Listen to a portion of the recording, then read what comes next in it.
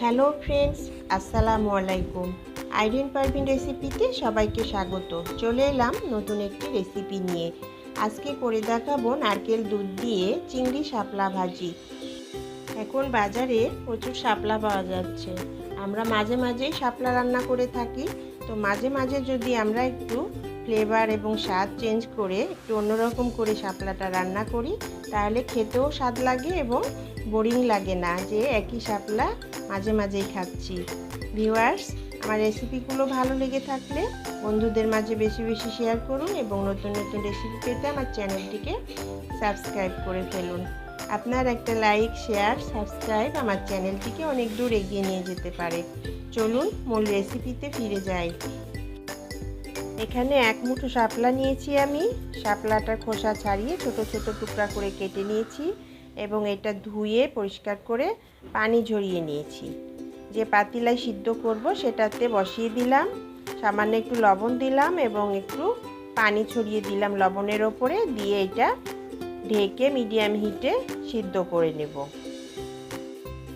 কতক্ষণ পর ফিরে আসলাম, দেখুন শাপলাটা কিছুটা নরম হয়ে এসেছে এবং একটু নাড়াচাড়া করে আরও কতটুকু সিদ্ধ করে নেব। ভালো মতো সিদ্ধ হয়ে গেছে। এবার এটা আমি একটা স্ট্রেনারে ঢেলে পানিটা ছেঁকে নেব। প্যানটা গরম হয়ে গেছে, এটাতে পরিমাণ মতো তেল দিয়ে দিব, একটা তেজপাতা ছিঁড়ে দিয়ে দিব, দুইটা এলাচ দিয়ে দিব, দুটা দারুচিনি দিয়ে দিব। চুলার হিট লো ফ্লেমে রেখে এটা একটু হালকা করে ভেজে নেব সুন্দর একটা ঘ্রাণ আসা পর্যন্ত। এরপর এটাতে অ্যাড করে দিব একটা পেঁয়াজ কুচি, তারপর পেঁয়াজটাও হালকা ব্রাউন কালার করে ভেজে নেব। এবার এটাতে 1 চামচ আদা বাটা অ্যাড করব এবং 2 চামচ রসুন বাটা অ্যাড করে দিব।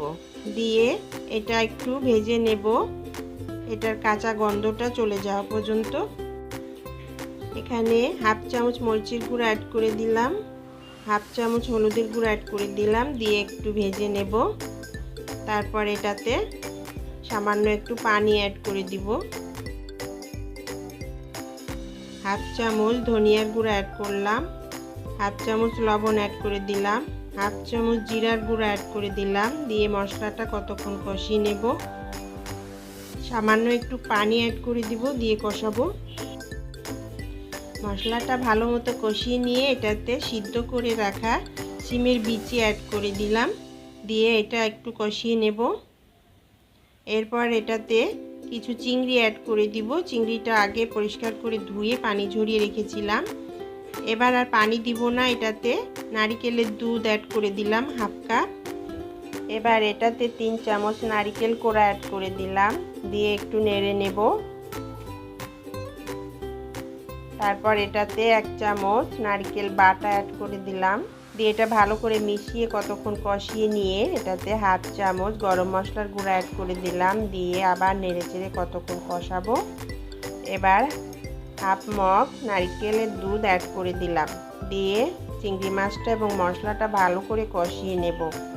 হাফ চামচ লবণ অ্যাড করে দিলাম এটাতে, দিয়ে কতক্ষণ কষাবো।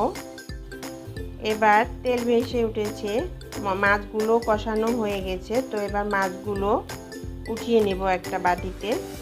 মাছগুলো তুলে নেওয়া হয়ে গেলে এবার এটার মধ্যে সিদ্ধ করে রাখা শাপলাটা অ্যাড করে দিলাম, দিয়ে এটার সাথে মিশিয়ে নেব।